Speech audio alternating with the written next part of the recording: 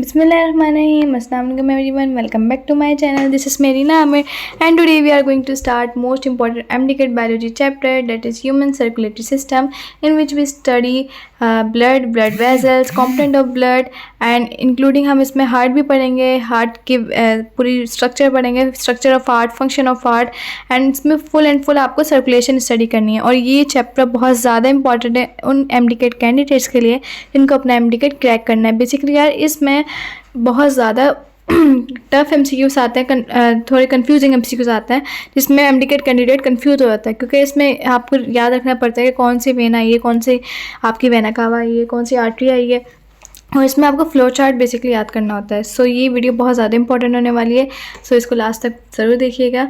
So before going to the video please like and subscribe my channel. अब हम चलते हैं ह्यूमन सर्कुलेटरी सिस्टम की तरफ। सो अगर हम ह्यूमन सर्कुलेटरी सिस्टम पढ़ रहे हैं तो हमें ये भी पता होना चाहिए what is circulation, right. So circulation में पता होना चाहिए कि व्हाट इज़ सर्कुलेशन। अब मैं बेसिक से स्टार्ट करूँ, आप अभी नॉर्मल ह्यूमन बींग की तरह सोचें, जस्ट लाइक अभी मेडिकल में नहीं है आप लोग, अभी सोचें कि सर्कुलेशन है क्या बेसिकली। सो अगर मैं बिल्कुल बेसिक से बताऊँ तो सर्कुलेशन इज़ अ ट्रांसपोर्ट। जैसे हम कहते हैं ना, जैसे लाइक कि हम कहते हैं कि रिसेंटली अभी गुल प्लाजा की इंसिडेंट हुआ है जिसमें यार बहुत दुख भी है मुझे। एंड अब लेक्चर की तरफ आते हैं। हाँ, मैं बता रही थी कि ट्रांसपोर्ट, तो हम ये नहीं कहते कि यार ये न्यूज़ सर्कुलेट हो रही है, क्या आपने सुनी है ये वाली न्यूज़, तो ये जो सर्कुलेट बोल रहे हैं ना उसको बोल रहे हैं ट्रांसपोर्ट। अब हम मेडिकल में आ गए तो हमें पता होना चाहिए कि ट्रांसपोर्ट ऑफ विच, मतलब किस चीज़ की ट्रांसपोर्ट हो रही है। So transport of nutrients, transport of oxygen, carbon dioxide, excretory products to the concern tissues और organs. To the concern tissues, अब इसमें क्या मीनिंग है कि हमारी बॉडी को, हमारे हर सेल को, हमारे हर टिश्यू को, हमारे हर ऑर्गेन को nutrients, oxygen, carbon dioxide, otherwise मतलब सब चीज़ों की ही नीड हो रही होती है। ट्रांसपोर्ट हमें चाहिए होता है, सर्कुलेशन बेसिकली हमें चाहिए। सो उन टिश्यूज और ऑर्गेन्स की नीड को फुलफ़िल करने के लिए सर्कुलेशन प्रोसेस हुआ जाता है। अब सर्कुलेशन, अब हमने डिस्कस कर लिया कि सर्कुलेशन की डेफिनेशन क्या है। अब हम बात करें तो circulation in simple organism and circulation in complex organism. So first हम डिस्कस करते हैं simple organism. Simple organism just like के हमारे स्पंजेस होते हैं, कॉन्सेंट्रेट्स, स्पंजेस होते हैं, कॉन्सेंट्रेट्स होते हैं। ये क्या है? हमारे सिंपल ऑर्गेनिज्म है जो अपने सर्कुलेशन के लिए वाटर की यूज़ करते हैं फ्रॉम द सराउंडिंग, मतलब ये वाटर को गेन करते हैं सराउंडिंग से। आपके जो सिंपल ऑर्गेनिज्म होते हैं ना, स्पंजेस वगैरह, उनके जो बॉडी में फ़्लो हो रहा होता है ना, वो बॉडी फ्लूइड्स का नहीं फ़्लो हो रहा होता है। जस्ट लाइक ब्लड और लिम्फ उनकी बॉडी में फ़्लो नहीं करता, उनकी बॉडी में जो फ़्लो करता है वो है वाटर। सो जो कि वो गेन करते हैं from surrounding. Now we are going to complex organism, and complex organisms like human being, just like animals. So human being में complex organisms होते हैं basically है, और complex organism just like humans use body fluids just like blood and lymph for circulation। मतलब आपने कभी सुना है कि यार ह्यूमन बॉडी में वाटर सर्कुलेट कर रहा है? नो, वो ह्यूमन बॉडी में जो है वाटर सर्कुलेट नहीं करता। ह्यूमन बॉडी में blood and lymph that are called body fluids flow करते हैं फॉर द सर्कुलेशन। तो moving next type of circulatory system, और ये फ्लो चार्ट बहुत ज़्यादा इंपॉर्टेंट है, इसको अपने माइंड में फिक्स कर लिएगा और मैं आपको इसको एक्सप्लेन भी कर रही हूँ। So starting with the transport, जिसको हम सर्कुलेशन कह रहे हैं। सो ट्रांसपोर्ट की दो टाइप्स हैं, first of all lymphatic system and a blood system. And lymphatic system पे हम आए, लिम्फेटिक सिस्टम के मैं 3 पॉइंट्स आप लोग को बताती हूँ, 1 2 3। लिम्फेटिक सिस्टम में लिम्फ होगा basically first of all, right. Lymph के बाद इसमें लिम्फ वेजल्स होंगी, और पंपिंग ऑर्गन लिम्फेटिक सिस्टम में नहीं होता, राइट। लिम्फेटिक सिस्टम में लिम्फ होता है, लिम्फेटिक वेजल्स होती हैं, और पंपिंग ऑर्गन नहीं होता। अब हम दूसरी साइड पे आए, जस्ट लाइक ब्लड सिस्टम। तो ब्लड सिस्टम में अपोजिट होगा बिल्कुल, इसमें ब्लड होता है, इसमें ब्लड वेजल्स होती हैं, एंड इसमें पंपिंग ऑर्गन होता है। पंपिंग ऑर्गन होता है विच इज़ हार्ट। हमारा पंपिंग ऑर्गन क्या है? हार्ट। नाउ ब्लड सिस्टम की भी 2 टाइप्स आती हैं, open circulation and close circulation. Open circulation क्या होती है? ओपन सर्कुलेशन में जो है ब्लड वेजल्स नहीं होती, और इसमें एक और चीज़ है, ब्लड वेजल्स के साथ साथ में हीमोग्लोबिन भी नहीं होता, means blood without haemoglobin. That's why इस ब्लड का कलर होता है हमारे पास वाइट। अब इसमें अगर मैं एग्जाम्पल में आऊँ, जस्ट लाइक आर्थ्रोपोड्स, जिसको हम इंसेक्ट्स कहते हैं, और इंसेक्ट्स में भी मैं फेमस एग्जाम्पल दूँ तो कॉकरोच को आपने देखा होगा, उनके जो बॉडी में फ्लूइड होता है वो कौन सा फ्लूइड होता है? वाइट होता है, राइट। उनकी बॉडी में फ्लूइड रेड नहीं होता, उनकी बॉडी में ना ही ब्लड वेसल्स होती है ना ही हीमोग्लोबिन होता है, दैट्स वाई उनका कलर जो शो हो रहा होता है वो वाइट होता है। नाउ क्लोज सर्कुलेशन पे अब हम आए। सो क्लोज सर्कुलेशन में क्या होगा, क्लोज सर्कुलेशन में ब्लड वेसल्स भी होती हैं। क्लोज सर्कुलेशन में ब्लड में हीमोग्लोबिन बदल means blood with haemoglobin, and blood haemoglobin के साथ होता है, डेट्स वाई हमारे पास जो कलर शो हो रहा होता है वो है रेड। अब एनिमल्स और ह्यूमन बींग्स उनके खून का कलर क्या होता है, रेड। अब ये तो मुहावरा हम कहते हैं कि खून सफ़ेद हो गया, बट रियलिटी में हमारे ह्यूमन बॉडी में रेड ही ब्लड होता है due to presence of haemoglobin. Now close circulation की भी दो टाइप्स आती है, सिंगल एंड डबल। फर्स्ट मैं रेस कर लेती हूँ सो डैट आप इजीली इसको अंडरस्टैंड कर सकें।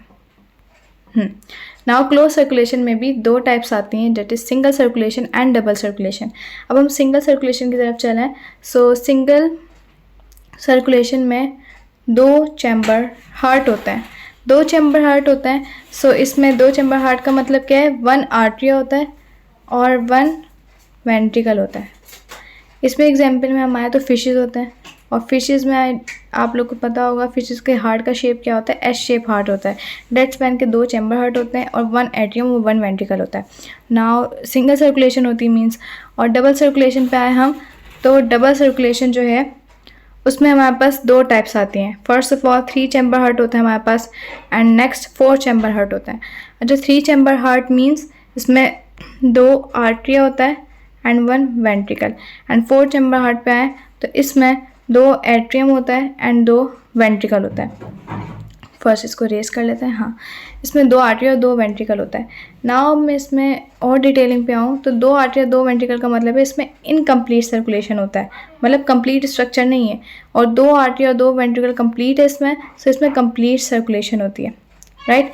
अब मैं एग्जाम्पल पे आऊँ तो हमारे पास इनकम्प्लीट सर्कुलेशन की जो एग्जाम्पल है उसमें है हमारे पास एम्फीबियंस एंड रेप्टाइल्स, ठीक है। और जो कंप्लीट सर्कुलेशन में उसकी एग्जांपल पे है हमारे पास बर्ड्स, जिसको हम एव्स भी कहते हैं, एंड मैमल्स, राइट। अब मैं आपसे एक क्वेश्चन पूछूंगी कि ऐसा कौन सा रेप्टाइल है जिसमें कंप्लीट डबल सर्कुलेशन होती है।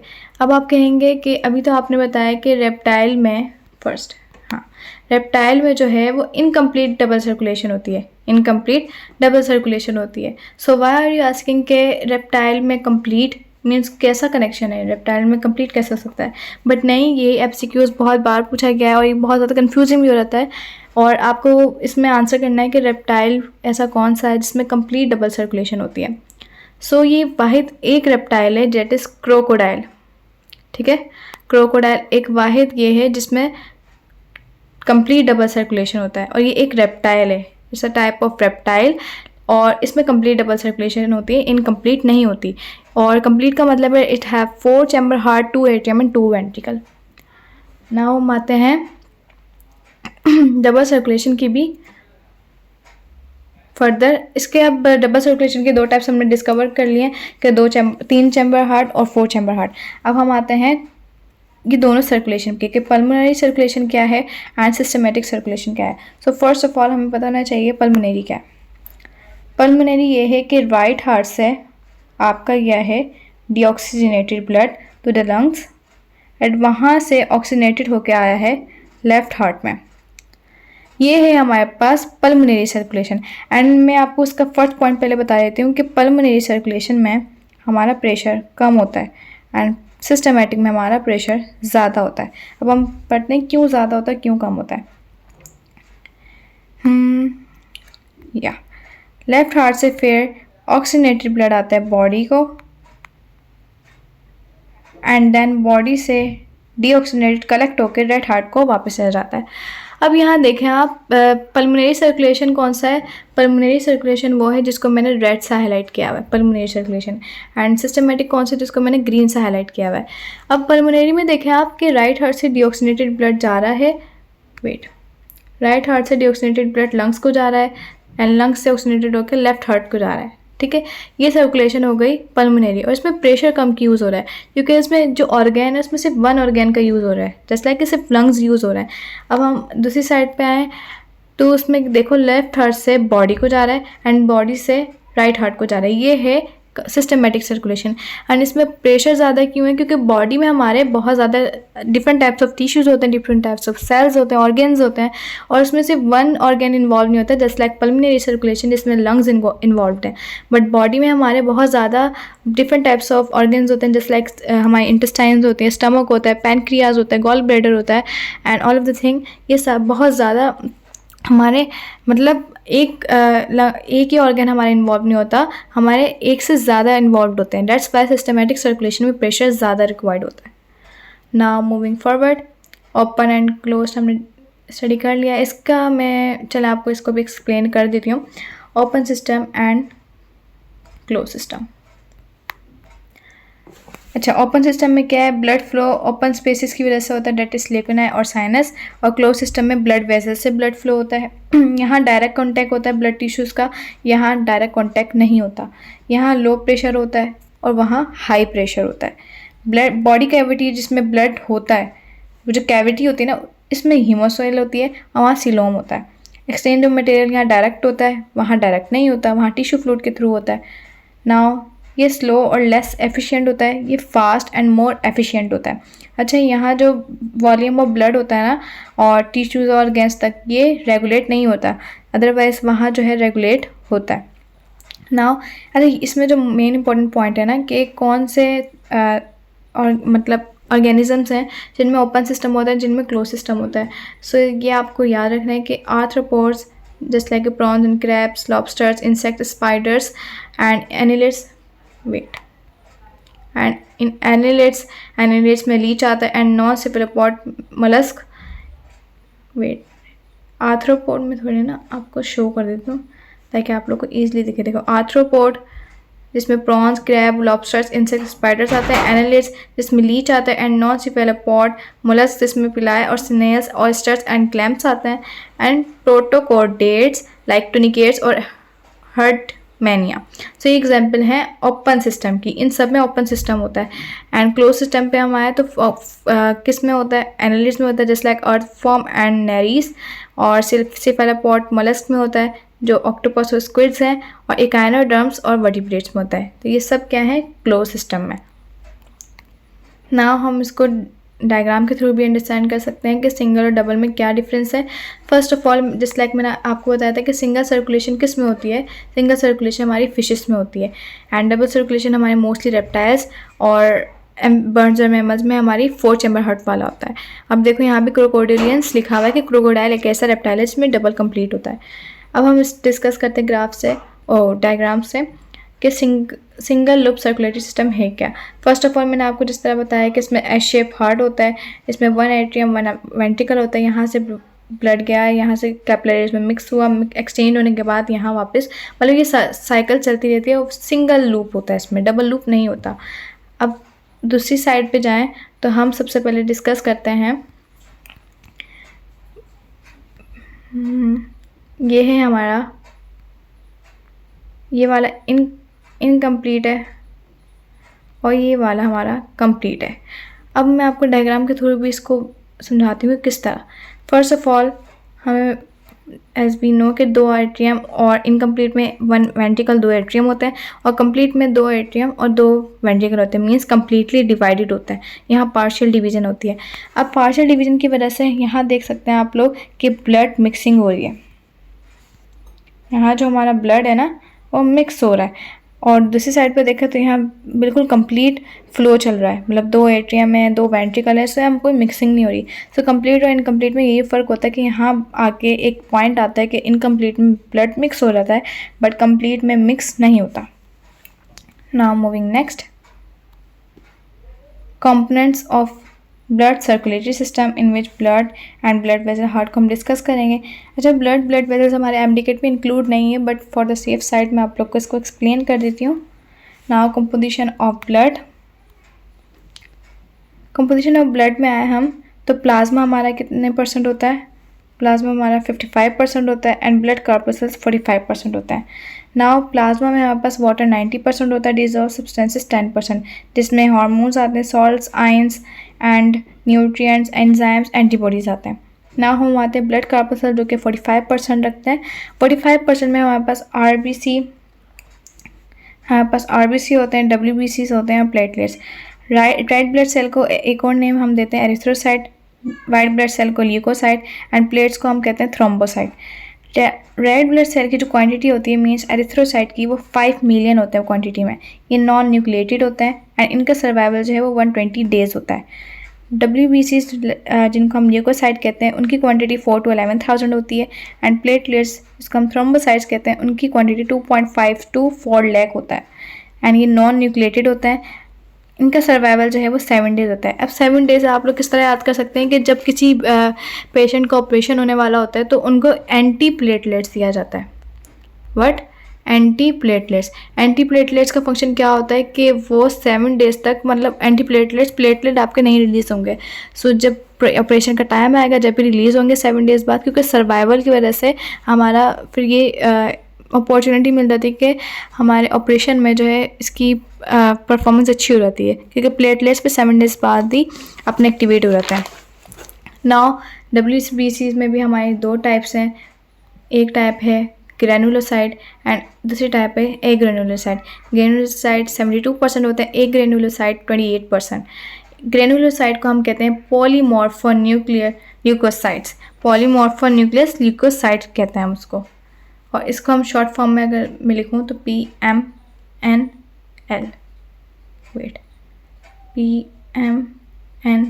पॉलीमॉर्फोन्यूक्लियस ल्यूकोसाइट्स हम ग्रेनुलोसाइट्स को कहते हैं, जिसमें न्यूट्रोफिल्स की जो परसेंटेज होती है वो 70% होती है एंड यहाँ मेंशन नहीं किया हुआ। बेसोफिल्स की जो होती है वो 0.5% होती है और ईजनोफिल्स की जो परसेंटेज होती है वो है 1.5%।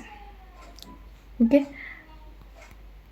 नाउ हमारे पास आता है एग्रेनुलोसाइट जिसमें मोनोसाइट 4% होते हैं और लिम्फोसाइट्स 24% होता है। नाउ ब्लड वेजल्स में हम आए तो ये बहुत ज़्यादा कॉमन, इसकी बहुत ईज़िली आप लोग रिमेंबर कर सकते हैं कि आर्टरी में जो है हार्ट टू ऑर्गन होता है और वेन में ऑर्गन टू हार्ट होता है ट्रांसफ़र, और कैपिलरी इन दोनों का ब्रिज होता है। Heart to organ means organ को डिस्ट्रीब्यूशन हो रही है, सो ये डिस्ट्रीब्यूटिंग वेजल होता है। अब organ to heart means collect हो रही है तो कलेक्टिंग वेजल कहते हैं, और यहाँ एक्सचेंज वेजल, मतलब इनके नेम सेकेंड नेम बता रही हूँ मैं। ऑक्सीजनेटेड ब्लड यूजुअली हमारे आर्टरीज़ में ऑक्सीजनेटेड ब्लड होता है, वेन्स में यूजुअली डीऑक्सीजनेटेड ब्लड होता है एंड कैपिलरीज ऑब्वियसली इसमें मिक्स ब्लड होता है। अच्छा, यहाँ ऑब्वियस वो यूजुअली क्यों लिखा हुआ है? अब फर्स्ट ऑफ ऑल एक MCQ भी आ सकता है आप लोगों के पास कि एक कौन सी आर्टरी है जिसमें डीऑक्सीजनेटेड ब्लड हो। अब आप कहेंगे यार आर्टरी में तो ऑक्सीजनेटेड होता है, बट यूजुअली मैंने इसलिए लिखा है क्योंकि पल्मोनरी आर्टरी एक ऐसी आर्टरी जिसमें डीऑक्सीजनेटेड ब्लड कैरी होता है और पल्मोनरी वीन एक ऐसी वीन है जिसमें ऑक्सीजनेटेड ब्लड कैरी होता है। नाउ आर्टरीज जो है वो थिक वॉल्ड होती हैं, वेन्स थिनर होती है और कैपिलरी तो थिनेस्ट होती है। ल्यूमन जो सबसे ज़्यादा होता है ना वो वेन का ब्रॉडेस्ट ल्यूमन होता है और सबसे कम कैपिलरीज का होता है, और नैरो ल्यूमन आर्टरी का होता है। अच्छा, आर्टरीज़ में और वेन्स में 3 लेयर्स होती हैं। 3 लेयर्स में मैं बताऊं तो यहाँ मैं मेंशन कर देती हूँ। एक होती है ट्यूनिका एडवेंटिशिया जिसको हम ट्यूनिका एक्सटर्ना भी कहते हैं। सेकंड होती है tunica media and third layer होती है हमारी, मतलब इनर लेयर जो होती है वो होती है ट्यूनिका इंटरना और we can say tunica intima. And एक और नेम होता है जो हमारी बुक में भी मेंशन नहीं है, डेट इज़ एंडोथीलियम। एंडोथीलियम इसका नेम है क्योंकि मोस्टली MCQ में पूछा जाता है कि एंडोथीलियम, व्हाट इज़ एंडोथीलियम। सो ये हार्ट की इनर लेयर है, बट मोस्टली कैंडिडेट्स इस नाम से पता ही नहीं होता उनको, सो इसलिए वो कन्फ्यूज हो रहता है। अच्छा, इसमें भी 3 लेयर्स यही होती हैं, बट कैपिलरी वैसी नैरोएस्ट होती है और ल्यूमन भी इसका थिनेस्ट होता है। सो बिल्कुल मतलब बहुत ज़्यादा इनका साइज़ कम होता है, डेट्स में इनकी 1 लेयर होती है और ट्यूनिका इंटीमा ही होता है इनके पास, मीन्स एंडोथीलियम ट्यूनिका इंटरना होता है। अच्छा, आर्टरी में ट्यूनिका मीडिया थिकर होती है, वेन में ट्यूनिका एक्सटर्ना थिकर होती है और कैपिलरी में तो बोथ एब्सेंट, दोनों ही नहीं होती। अच्छा, वेन में अब आप ये आंसर करें कि ट्यूनिका एक्सटर्ना क्यों थिकर होती है। ट्यूनिका एक्सटर्ना इसलिए थिक होती है क्योंकि आपने देखा होगा कि हमारी बॉडी में, हमारी स्किन पे बेसिकली वेन्स होती हैं। अब हमें जब चोट लगती है तो सबसे पहला जो बैरियर होता है हमारा वेन होता है। अब वेन की अगर फर्स्ट लेयर हमारी थिक नहीं होगी तो हमें बहुत ज़्यादा इंजरी हो सकती है और इंजरी की वजह से हमारी ब्लड वेसल्स डिस्ट्रॉय हो सकती हैं। सो इसको प्रिवेंट करने के लिए ट्यूनिका एक्सटर्ना थिक डिज़ाइन हुई है। हम देखें अल्लाह ताला की भी कुदरत देखें कि हमारे एक एक स्ट्रक्चर को एक बिल्कुल नाजुक, बिल्कुल जो दिख भी नहीं सकता स्ट्रक्चर, उसको भी इतनी खूबसूरती से डिज़ाइन किया हुआ है कि हम लोग को किसी चीज़ की भी वो टेंशन नहीं है कि ये हो जाता है ये, क्योंकि अल्लाह ताला ने डिज़ाइन बहुत अच्छा किया हुआ है। अच्छा, नेक्स्ट हम आर्टरी में आए तो प्रेशर किस में, आर्टरी में हाई होता है 120/80, 120 systolic and 80 is diastolic pressure. When में लो प्रेशर होता है और कैपिलरी में लो 17 mmHg। अच्छा, इसको लो को चेंज करके ना कर दिएगा लोएस्ट, क्योंकि वेन में तो ज़ीरो है, सो इसको लोएस्ट करता है। आर्टरी में जो है वेल्स नहीं होता है हाई प्रेशर की वजह से, वेन्स में वेल्स होता है। अब वेल्स का फंक्शन क्या है, प्रिवेंट बैकवर्ड फ्लो। जो बैकवर्ड फ्लो होता है ना उसको प्रिवेंट करते हैं। कैपिलरी में जो है वेल्स एब्सेंट होता है। अच्छा, आर्टरी पल्सेटाइल होता है और वेन पल्सेटाइल नहीं होता है, और कैपिलरी भी पल्सेटाइल होता है। अच्छा, artery never collapse when empty. Collapse mean क्या है कि जब ब्लड नहीं होता, ब्लड से एम्प्टी हो जाते हैं, मतलब उनकी ख़त्म हो जाता है, कुछ अंदर नहीं होता, तो ये कोलैप्स नहीं होता, मतलब पिचक नहीं जाते, ये कह सकते हैं हम, स्क्वीज नहीं हो जाते। तो ये नेवर कोलैप्स व्हेन एम्प्टी, लेकिन वेन्स जो है कोलैप्स हो जाती हैं और कैपिलरीज भी हो जाती हैं। ये बहुत ही मेन आपके क्या कह सकते हैं हम पॉइंट्स से जो आप लोग को याद होने चाहिए। बहुत डिफ्रेंशिएट आपको ईजिली, मैंने इसलिए इसमें रिटन फॉर्म में लिखा हुआ है कि आपको ईजिली इसको अंडरस्टैंड कर सकते हैं। अच्छा, ब्लड वेसल्स में आए तो हमने ये भी पढ़ा है कि टुनिका एडवेंटिशिया, जिसको टुनिका एक्सटर्ना कहते हैं, टुनिका मीडिया इनर मिडल होती है, और टुनिका इंटीमा जिसको हम एंडोथेलियम या टुनिका इंटरना कहते हैं, वो कह सकते हैं, राइट। अब ये देखो कि इसमें अभी मैंने बताया था ब्रॉडेस्ट ल्यूमेन किसका होता है, वेन का, यहाँ हम देख सकते हैं, और यहाँ कम ल्यूमेन है। अच्छा, अभी मैंने बताया टुनिका मीडिया किसमें थिक होती है, आर्टरी में, एंड इस डायग्राम से भी आपको शो हो रहा है कि टुनिका मीडिया थिकर है, यहाँ थिनर है। ओके, अब मैं आपसे एक क्वेश्चन पूछना चाहूँगी कि वाई आर्टरी का कलर जो होता है वो रेड होता है और वेन का कलर जो है वो ब्लू होता है डायग्राम में, मतलब दोनों ही रेड और ब्लू ही डिफ्रेंशिएशन क्यों होती है? इसका जो थ्योरी है ना, इस वजह से है कि हमारी जो आर्टरी का रियल कलर होता है ना, बेसिकली हमारी आर्टरी का रियल कलर तो वो होता है रेड, और वेन का जो रियल कलर होता है वो है मरून।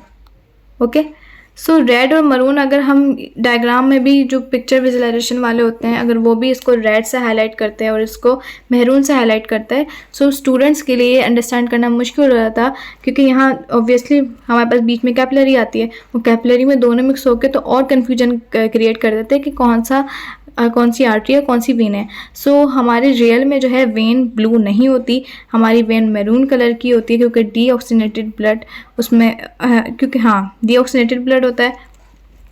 यहाँ मैंने आपको अभी एक्सप्लेन किया, वेट, आर्टरी में जो है वेन में डीऑक्सीनेटेड ब्लड होता है, आर्टरी में ऑक्सीनेटेड ब्लड का कलर रेड होता है, इसलिए इसको रेड आर्टरी रेड होती है, और वेन में डिऑक्सीनेटेड ब्लड होता है तो उसका कलर मैरून होता है। सो डेट्स वाई हमारी जो पिक्चर में ना रेड और ब्लू करके शो किया जाता है, क्योंकि हम लोग फॉर द बेटर अंडरस्टैंड, कि हम अंडरस्टैंडिंग इसमें अच्छी हो जाएगी ना, कि स्टूडेंट्स अच्छी तरह अंडरस्टैंड कर सकते हैं कौन सी आर्टरी कौन सी वेन। सो रियलिटी में वेन कलर ब्लू नहीं होता। नाउ अब हमारा आज का टॉपिक यहीं तक, और नेक्स्ट हम स्टार्ट करेंगे ह्यूमन हार्ट। और अभी तक हमने अल्हम्दुलिल्लाह इसको एक्सप्लेन करवा चुकी हूँ मैं आप लोग को, इंशाल्लाह आपको समझ भी आ गया होगा। तो मुझे अपनी दुआ में याद रखना, और अपने प्यार का बहुत सारा ख्याल रखिएगा, और बुक रीडिंग भी साथ साथ किया करें, अपनी अच्छी प्रिपरेशन रखें। अब नेक्स्ट वीडियो में इंशाल्लाह मुलाकात होगी, तब